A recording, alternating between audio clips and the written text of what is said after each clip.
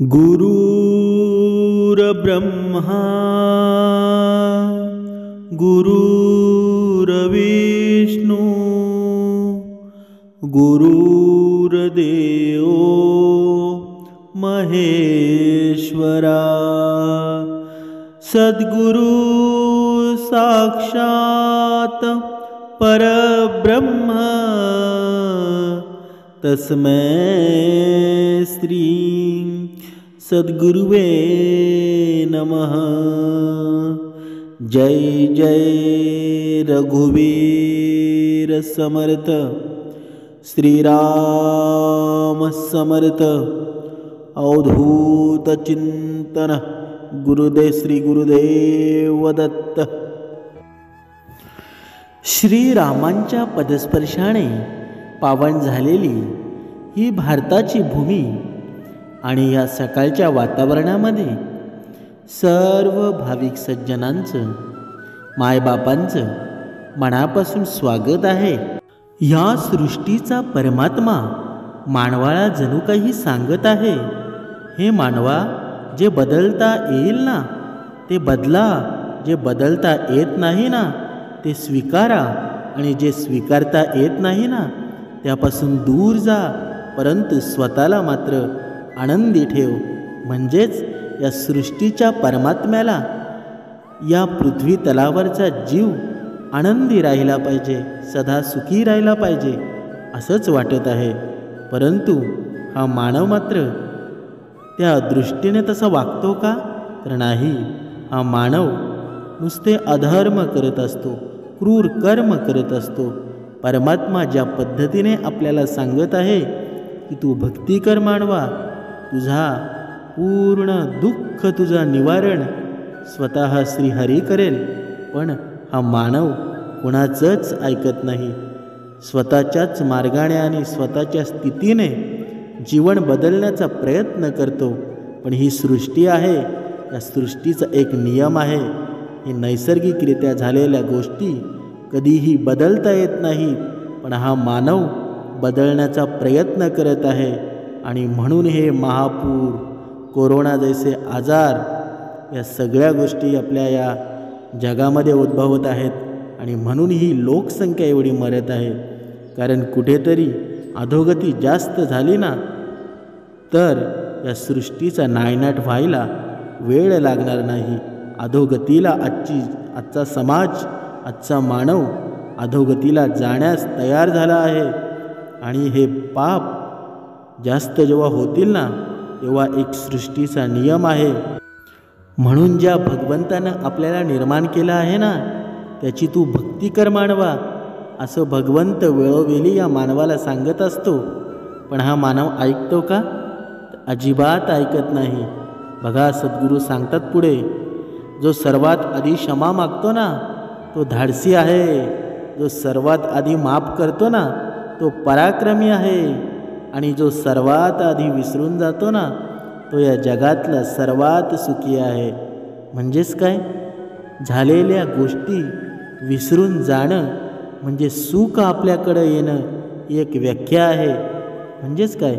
म्हणजेच या सुखाची प्रचिती तर तुम्हाला हवी असेल ना, तर झालेल्या गोष्टी, तुमच्या भूतकाळामध्ये ज्या गोष्टी झालेल्या आहेत, ज्या काही दुःख तुमच्या पाठीमागे लागलेली आहेत, ती जर विसरून जायची असतील ना तर त्या गोष्टी विसरून जायला पाहिजे। आपल्याकडून जर काही चुकी झाली असेल किंवा होत असेल तर दुसऱ्याची क्षमा मागणे हा खूप मोठा मार्ग आहे। म्हणजेच जो सर्वात आधी माफ करतो ना तो तर पराक्रमीच आहे, आणि तो पराक्रमी फक्त भगवंत आहे। कारण या कलियुगातला माणूस कुणाला शक्य होईल तेवढं माफ तर करत नाही, आणि जो करतो ना तो देवत्वाला प्राप्त होतो। कारण जो चुकी करतो तो ऑलरेडी अपराधी असतोच, पण जो माफ करतो ना तो खरंच भगवंताचं रूप असतो। असे आपण आहोत का?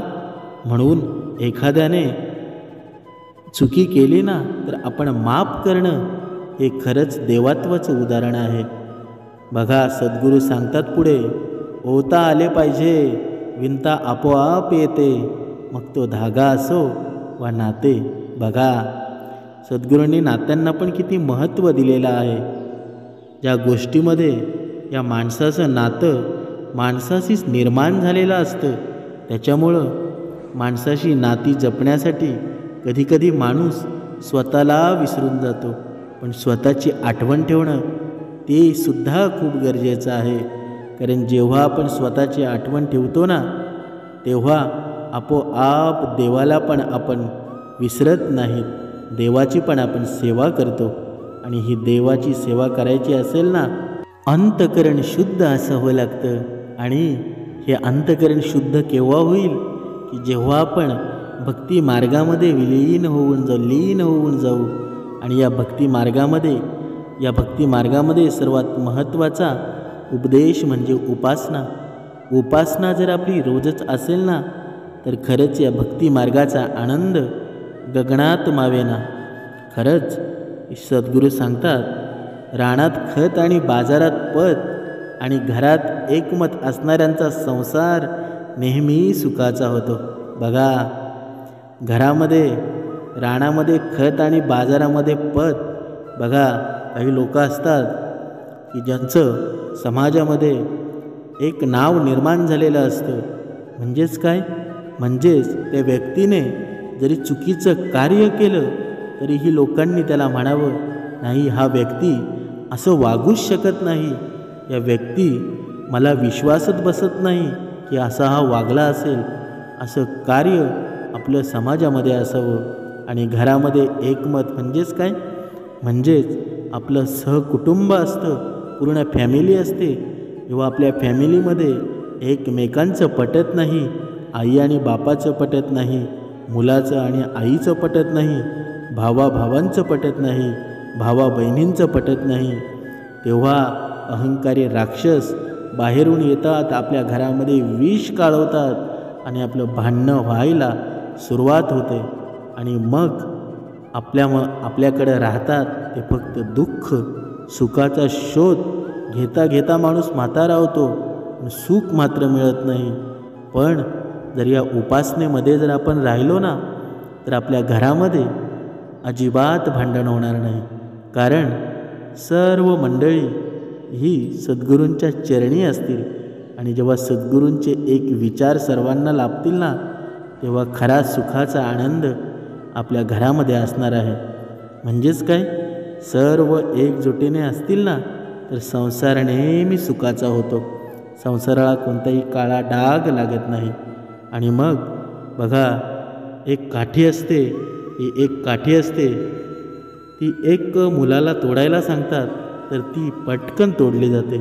पण अशाच जर 7, 8, 10 काठ्या असतील, काठीचं लाकडं असतील, तर ती तुटली नाही जात. म्हणजेच काय, म्हणजेच आपलं कुटुंबही तसं आहे. आपलं कुटुंब जर एकजूट असेल ना, तर कोणत्याही दुश्मनाची आपल्यावर आक्रमण करण्याची हिंमतच होत नाही.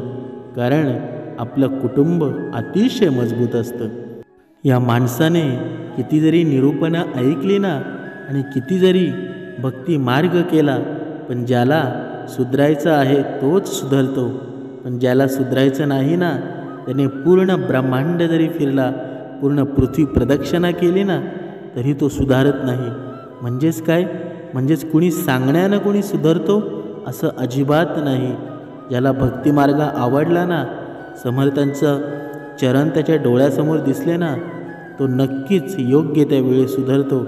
म्हणजेच काय, बघा, गुंठागुंठा करून काही होत नाही. जाताना कोणी सोबत काहीच नेत नाही. कितीही बांध कोरले ना, तरी भूक कधी संपत नाही. बघा, या कलियुगातला माणूस या जमिनीसाठी खरं तर किती भांडणं होतात बहीण भावाचे. आजच्या काळामध्ये बहीण आणि भाऊ 50% या युगामधले बहीण आणि भाऊ बोलत नाहीत एकमेकांशी. का बोलत नाहीत? फक्त ह्या धन संपत्तीमुळं, जमीन जाग्यांमुळं. मेल्यावर ही माणसांची संपत्ती कधी कामी येत नाही, तरीसुद्धा माणूस ऐकत नाही. ही आजची शोकांतिका आहे. आणि ही शोकांतिका खरं तर ईश्वराला खूप दुःख होतं या गोष्टींचा. या मानवाला सर्व काही माहीत असूनसुद्धा या गोष्टींचा उपयोग तो स्वतःच्या साठी करत आहे. म्हणजेच मी मेल्यावर मी स्वतः काहीही नेणार नाही हे त्याला माहीत असूनसुद्धा तो क्रोधकारक वागत आहे, हिंसा करत आहे. हे चुकीचं आहे आणि हे जोपर्यंत त्याला समजत नाही ना तोपर्यंत या भक्तिमार्ग तुम्ही कितीही करा याचा काहीच फायदा नाही. ही काळी आई आहे ना, जमीन आहे ना, ती इथेच राहणार आहे. तुम्ही इथे राहणार नाहीत हे सर्वांनी लक्षात ठेवायला हवं. मेल्यावर सातबाऱ्यावर नावसुद्धा राहणार नाही. नशिबात आहे ना त्यापेक्षा जास्त कधीच मिळत नाही हे या मानवाने लक्षात घ्यायला हवं. ज्याच्याकडे खूप आहे ना त्याला सुखाने अन्न घेता येत नाही. बघा, ज्याच्याकडे खूप धनसंपत्ती आहे, काहीकांना दात नाही, काहीकांना ओठ नाही, काहीकांना नाक नाही, काहीकांना केस नाही. बघा, त्यांच्याकडे खूप धनसंपत्ती आहे, त्यांना पुढं अन्न दिसतंय तरीसुद्धा खाता येत नाही. या जगाची परिस्थिती आहे. हे मानवा, सद्गुरू सांगतात अजूनही वेळ गेलेली नाही.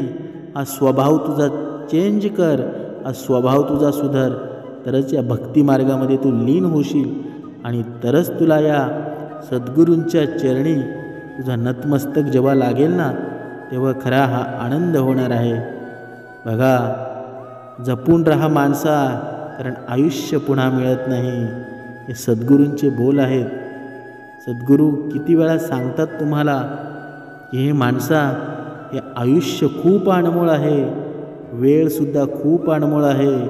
हे आयुष्य मात्र असंच चालत राहणार आहे. पण तू एकदा गेला ना तर परत तू या पृथ्वीच्या स्वर्गावर तू येणार नाही. म्हणून एकदा आलाय ना तर त्याचं भलं कर, आनंदी आनंदी राहा. तू स्वतः आनंदी राहा, सर्वांना आनंदी कर. तेच तुझं भाग्य आहे आणि तेच ईश्वरालासुद्धा आवडतं. मायबाप सज्जनांनो, एक लक्षात ठेवा, हे मी जे माझ्या वैखरीतून वाक्य बोलतोय ना हे मी अजिबात बोलत नाही. हे खरं तर सद्गुरूंची कृपा आहे. सद्गुरू माझ्याकडून वधवून घेत आहेत. जणू काही सद्गुरू सांगत आहेत की हे मानवा, आत्तापर्यंत केलेल्या कर्माचे भोग तू भोगले आहेस. आत्ता तरी तू चांगले कर्म कर, कारण या चांगल्या कर्माची तुला गरज आहे. पुढे या गोष्टींची तुला गरज पडणार आहे. बघा, सद्गुरू सांगतात जर तुम्ही कष्ट कराल ना तर तुमच्याकडे पैसा वाढेल, पण गोड बोलाल ना तर ओळख होईल, आणि आदर कराल ना तर नाव वाढेल. म्हणजेच आपण इतरांचा बघा, आपल्या घरातील मुलं असतात, आपल्या घरातील भाऊ असतो, आपल्या घरातील बहीण असते, छोटी असतात. पण छोटी असतानाच माणसावर संस्कार केले जातात, मुलांवर संस्कार केले जातात.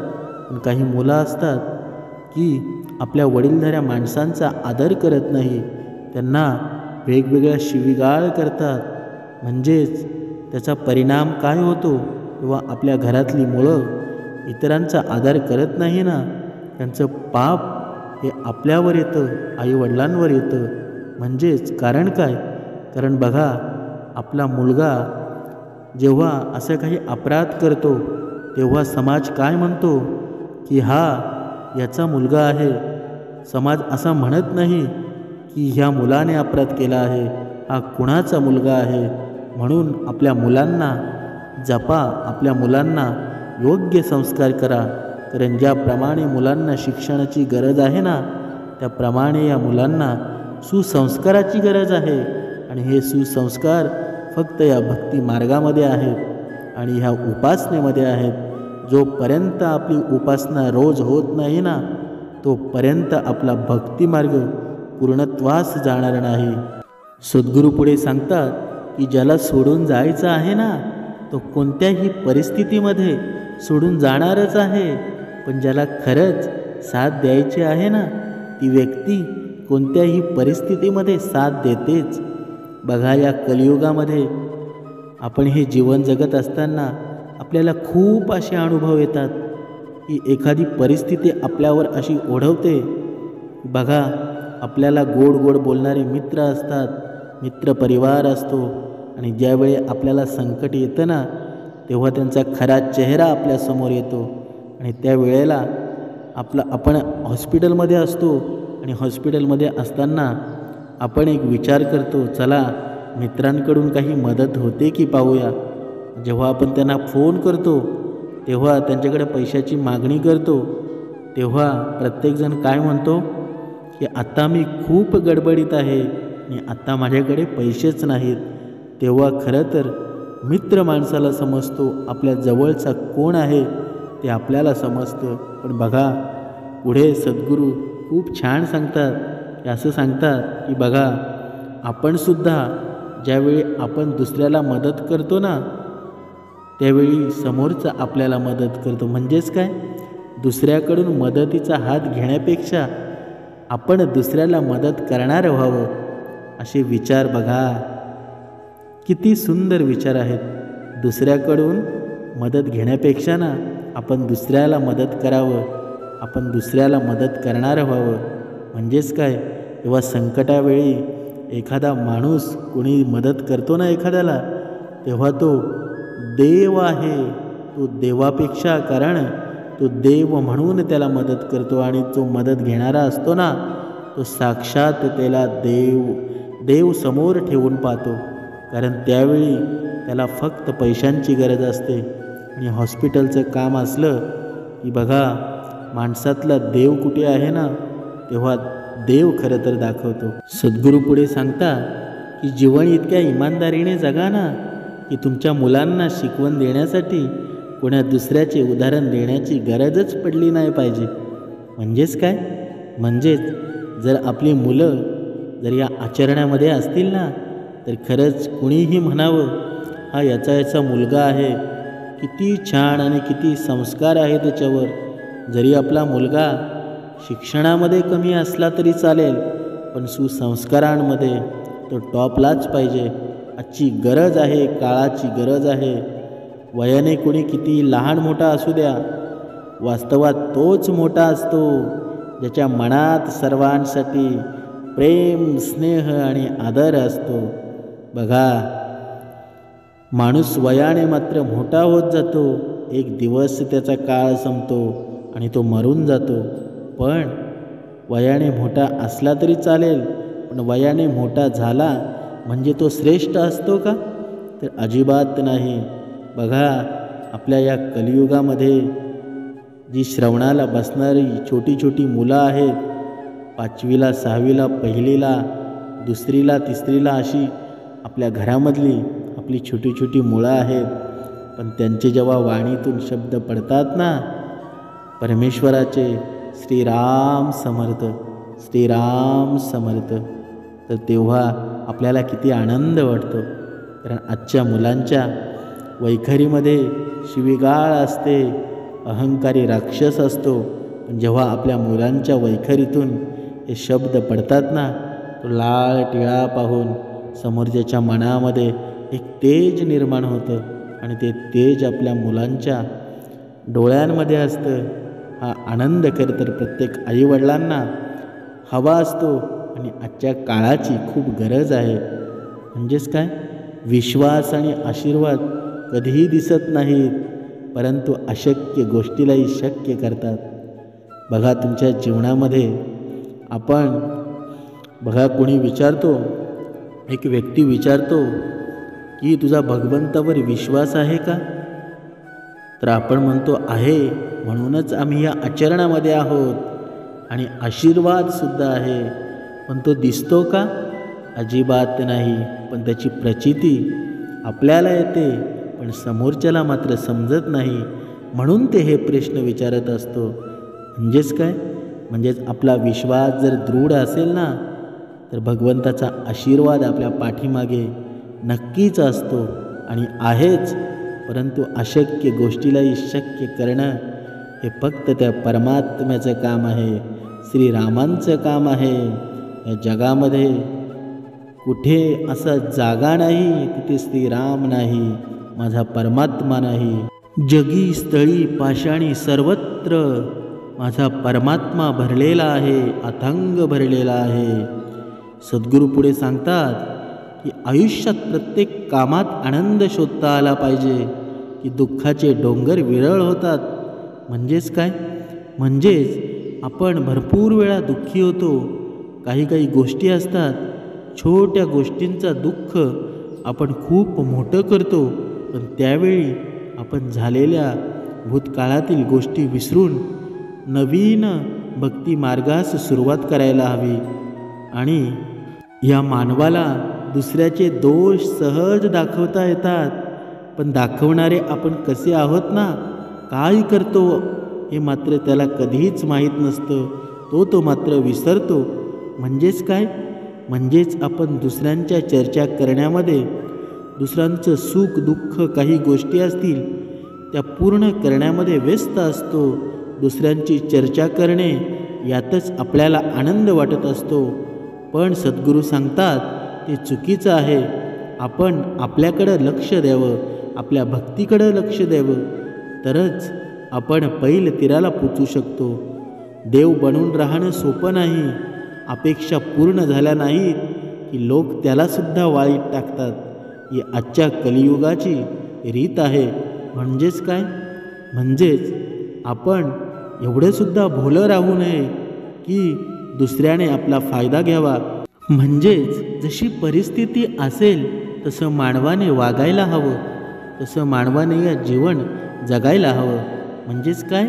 म्हणजेच बघा, आयुष्याची पिशवी कायम थोडी तरी रिकामीच असायला हवी, कारण भरलेल्या गाठोड्यांना अहंकार लवकर येतो. म्हणजेच काय? म्हणजेच बघा, काही सज्जन मंडळी आहेत, भाविक आहेत की ते भगवंताला फक्त मला धन दे, संपत्ती दे असं वारंवार विचारत असतात, वारंवार निवेदन ठेवत असतात. पण या मानवाने भगवंताशी मागणं काय करायला हवं की हे भगवंता, मला एवढं सुख दे की माझं पोट भरेल, मी व्यवस्थित जगेल, माझं शरीर निरोगी राहील. पण एवढंसुद्धा देऊ नको की समोरच्याचे त्याच्यावर क्रोध निर्माण होईल, वाईट पाहतील. म्हणजेच काय? म्हणजेच या मानवाने भगवंताकडे कसं मागायला हवं की मला माझं पोट भरेल, मला सुख मिळेल, मला एवढंच दे, मला अति जास्त काही देऊ नको. कारण अति झाल्यानंतर या सृष्टीचा नियम आहे, अति झाल्यानंतर नेहमीच माती होते आणि ही माती मला करून द्यायची नाही. पण असं भक्त गुरुकडे मागतो का? भगवंताकडे मागतो का? नाही. थोडं मागायचं असेल तर तो जास्तच मागतो. ही आजची रीत आहे, या काळाची रीत आहे. बघा, या मानवाला मिळालेल्यापेक्षा न मिळालेल्या गोष्टींची ओढ कधीच आनंदी राहू देत नाही. कारण का?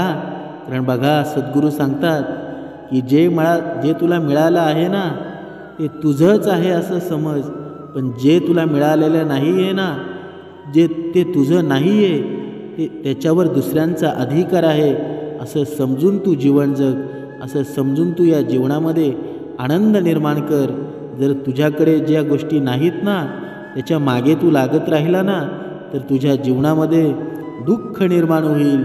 दुःखाशिवाय तुला काही निर्माण होणार नाही आणि हे सुखदायी आणि सुंदर आयुष्याचं माती करशील. त्याच्यामुळं ज्या गोष्टी तुझ्याकडं आहेत ना त्या गोष्टींचा तू स्वीकार कर, त्या गोष्टींमध्ये आनंद निर्माण कर आणि तोच आनंद तुला भगवंताकडे पोचवेल, भगवंताची प्रचिती तुला करून देईल. तुझ्या आयुष्यामध्ये सुख दुःख किती आहे ना हे पाहणाऱ्याची नजर नाही तर जगणाऱ्यांचे मन सांगतं. सुख हा निव्वळ आभास आहे, तर तेच शोधण्यासाठी हा सारा प्रवास आहे. म्हणजेच काय? म्हणजेच तुझ्या आयुष्यामध्ये तू किती श्रीमंत आहेस, तू किती गरीब आहेस ते कोणी पाहत नाही, पण तुझ्या चेहऱ्यावर तुझ्याकडे किती धन आहे हे पाहिलं जात नाही. पण तुझ्या चेहऱ्यावरचं दुःख मात्र या लोकांना समजतं, या समाजाला समजतं. त्याच्यामुळं या धनामध्ये तुला वाटत असेल तू सुखी होशील, पण तुझ्या मनातलं दुःख मात्र सुखी होणार नाही, याचं तू लक्षात घ्यायला पाहिजे. म्हणजेच तुझ्या वाट्याला जे आलेलं आहे ना तेच सर्वश्रेष्ठ आहे. तुझ्याकडं आहे ना ती लोकांची स्वप्ने आहेत हे तू लक्षात घ्यायला पाहिजे. आणि लोकांची स्वप्ने, तू सध्याच्या युगामध्ये तू स्वतःचा राजा आहेस, त्याच्यामुळं तू जे जगतो आहेस ना ते योग्य पद्धतीनं जग, सुख समाधानामध्ये जग, कोणतीही अपेक्षा करू नको. जेव्हा तुझ्यामध्ये कमी असेल ना तेव्हा भगवंत नक्कीच तुला मदत करेल. तू थोडं मागितलं ना तर तुला भरपूर काही पटीने भगवंत तुझ्याकडे देईल. ही काळजी करू नको, भगवंताचा आशीर्वाद नक्कीच तुझ्याकडे राहील. सज्जनांनो, मायबाप मंडळी, एक लक्षात ठेवा, या जीवनाचं एक सत्य आहे. हे आता निरूपण ऐकत असणारे सर्व लहान थोर मायबाप मंडळी, सज्जनांनो, एक लक्षात ठेवा, या पृथ्वीचा नियम आहे. आणि ह्या पृथ्वीचा नियम ही लोक टाळायला बघत आहेत, मोडायला बघत आहेत. पण एक कधीही लक्षात ठेवा, माणूस मोठा झाला ना की बालपण विसरतो, लग्न झालं ना की आईवडिलांना विसरतो, मुलं झाली की भावंडांना विसरतो, आणि श्रीमंत झाला की गरिबी विसरतो, आणि म्हातारा झाला ना की विसरलेल्यांना आठवतो. म्हणजेच जेव्हा त्याच्यावर वेळ येते ना तेव्हा ज्यांना अगोदर लहानपणापासून जोपर्यंत अंगामध्ये ताकद आहे, जवानीमध्ये आहे, तोपर्यंत सर्वांना विसरून जातो. पण जेव्हा काठीवर येतो ना तेव्हा सर्वांची त्याला आठवण होते. आणि मग तो काय म्हणतो की आता मला सर्वांचा आधार हवा आहे. पण तेव्हा आधार मात्र कोणी द्यायला तयार नसतो. म्हणून तुमच्याकडे आता संपत्ती, धनसंपत्ती असेल ना तर चांगल्या कार्यासाठी खर्च करा. शाळेतल्या मुलांना वह्या, पेन ह्या गोष्टी द्या. या निसर्गामध्ये झाडे लावा. ज्यांच्याकडे अफाट संपत्ती आहे ना त्यांनी गुरुजन वर्गांचा आशीर्वाद घ्यावा. ज्यांना भुकेलेल्यांना अन्न द्यावं. ज्यांना कसलीही गरज असेल त्यांनी त्यांची सेवा करावी. हाच आहे माणुसकी धर्म आणि हाच आहे परमेश्वर. बाकी या जगामध्ये सर्व तथ्य नाही, अजिबात काही नाही. हाच तर आहे देव माझा. जिथे तू दुसऱ्याच्या चेहऱ्यावर आनंद बघशील ना तिथेच तुला माझा देव दिसेल, तिथेच माझा परमेश्वर दिसेल. बाकी सर्व व्यर्थ आहे. बघा, सद्गुरू सांगतात की ज्या चांग देवानं हजारो वर्ष तपश्चर्या केली आणि एक छोट्याशा मुक्ताईनं त्याला पूर्ण देहाचा आणि पूर्ण सृष्टीचा अभ्यास करून दिला. म्हणजेच काय? म्हणजेच आपण ज्या गोष्टीची भक्ती करतो, ज्या गोष्टीचं आपण लीन होऊन भक्तिमय होतो, पण ती भक्ती जर अहंकारात सोडून असेल ना तरच ती भक्ती देवत्व निर्माण करते. आणि जर अहंकार आपल्या भक्तीमध्ये असेल ना, तुम्ही कितीही उपासना करा, कितीही भक्ती करा, कितीही सत्संग करा, कुठेही जा या जगामध्ये, पूर्ण ब्रह्मांडामध्ये जा, तुमची भक्ती कधीही श्रेष्ठ होऊ शकत नाही. आणि श्रेष्ठ होण्यासाठी भक्ती कधीही करत नाही. म्हणजेच काय? म्हणजेच या भगवंत या देहामध्ये आहे, या माणसामध्ये आहे, या सजीवामध्ये आहे. या सजीवाला तुम्ही जेव्हा त्याच्या चेहऱ्यावर हास्य निर्माण कराल ना, तीच तर खरी भक्ती आहे. या भक्ती मार्गाचे कर्मकांड करून ठेवलेले आहेत. आणि हे कर्मकांड आपण खरं तर या अंधश्रद्धांना खरं तर आळा बसवूया. आणि खरा भक्तिमार्ग हाच आहे. या माणसाने माणसातला देव पाहणं आणि माणसाने माणुसकी जागी करणं, हाच तर माझा भगवंत आहे. आपलं सर्वांचं चांगलं होणार आहे हे गृहीत धरून चला. बाकीचे परमेश्वर पाहून घेईल. हा विश्वास मनात असला ना की येणारा प्रत्येक क्षण आत्मविश्वासाचा असेल. म्हणजेच काय? आयुष्य खूप सुंदर आहे. देवाने सर्व काही दिलं आहे, फक्त ते सापडलं पाहिजे. मग आयुष्य बघा किती सुंदर होतंय. म्हणजेच काय? म्हणजे ज्या जगामध्ये ना परमेश्वरानं आपल्याला सुखमय जीवन करण्यासाठी सर्व काही दिलेलं आहे. बघा, सद्गुरू सांगतात प्रत्येकाच्या आयुष्यामधली सर्वात महत्त्वाची गोष्ट आहे. बघा, आपण देण्याची सवय लावून घेतली ना की येणं आपोआप सुरू होतं. मग तो मान असो वा प्रेम असो किंवा वेळ असो किंवा धन असो. बघा, इथे सद्गुरू किती चाणाक्षण शब्द वापरत आहेत. बघा, जेव्हा आपण एखाद्याला, आपण ज्यांच्याकडे पैसा नसतो त्यांची गोष्ट वेगळी आहे, पण ज्यांच्याकडे धन आहे, ज्यांच्याकडे पैसा आहे, त्यांनी धर्म केलाच पाहिजे, दुसऱ्याची मदत केलीच पाहिजे. कारण जोपर्यंत आपल्या हातून मदत होत नाही ना, तोपर्यंत आपल्याला येणं कदापि शक्य होणार नाही. म्हणजेच आपल्या हातातून काही चांगले कर्म होतील ना, तेव्हाच आपल्यावर भगवंताची कृपा होईल, कृपादृष्टी होईल आणि सर्व काही धन दौलत सगळ्या गोष्टी तुम्हाला न मागता मिळतील. हीच आहे भगवंताची कृपा आणि हाच आहे ईश्वर. आनंद वाटणाऱ्या ओंजळी कधीच रिकाम्या राहत नाही, हे मानवानं लक्षात ठेवायला हवं. कारण त्यांना पुन्हा भरण्याचे वरदान परमेश्वराकडून लाभलेलं असतं, हे प्रत्येक मानवानं लक्षात ठेवायला हवं. जे भाविक आहेत ना, जे सज्जन आहेत ना, सज्जन मंडळी आहे ना, जी भरपूर वेळा परमेश्वराकडं मागणं मागत असतात, देवा मला हे द्या ते द्या, पण बघा तुम्ही लक्षात ठेवा, तुमच्या चेहऱ्यावरचा आनंद आहे ना, तो आनंद ओंजळीस कधी रिकाम्या राहत नाही. कारण त्यांना पुन्हा भरण्याचं वरदान परमेश्वराकडून दिलं जातं आणि परमेश्वराकडून आपोआप लाभलं जातं. परमेश्वराकडं मागायची गरज नाही. तुम्ही विचार करा, तुम्ही मनामध्ये एक विचार करू शकता की ज्या भगवंताने आपल्याला निर्माण केलं, आपण कोण होतो, आपण काय होतो आपल्याला माहीत आहे का? तर अजिबात नव्हतं. पण तरीसुद्धा आपण जन्मलो आणि आता आपण जे काही करतोय ते आपल्याला माहीत होतं का? तर नाही. भगवंताची लीला आहे. पण फक्त भगवंताच्या चरणामध्ये, भगवंताच्या उपासनामध्ये जो लीन होतो ना, त्याच्यावर थोडी वेगळीच कृपा असते. आणि ही थोडी वेगळी कृपा आपले आईवडील जसे आपल्यावर कृपा करतात, आपल्यावर प्रेम करतात, पण आपल्या मित्रावर जेव्हा प्रेम करायला जातात तेव्हा थोडी कृपा कमी होते. म्हणजेच आईवडील आपल्या मुलावर दुसऱ्यांपेक्षा थोडं जास्तच प्रेम करतात. आणि हे प्रेम आपल्यावर भगवंत कधीही करत असतो. तुम्ही झोपेमध्ये असा, तुम्ही कुठे कामावर असा, का कुठेही असा, भगवंत नेहमी आपल्यासोबत असतो. आणि या भगवंताचं नाम घेणं ही काळाची गरज आहे आणि या आपल्या जीवाचं काम आहे. आणि हेच काम आपल्याला करायचं आहे. प्राप्तीच्या आनंदापेक्षा ना प्रयत्नाचा आनंद अधिक असतो. म्हणूनच म्हणतात ना, प्रयत्नांती परमेश्वर, प्रयत्नांती परमेश्वर. श्रीराम समर्थ. जय जय रघुवीर समर्थ. अवधूत चिंतन श्री गुरुदेव दत्त.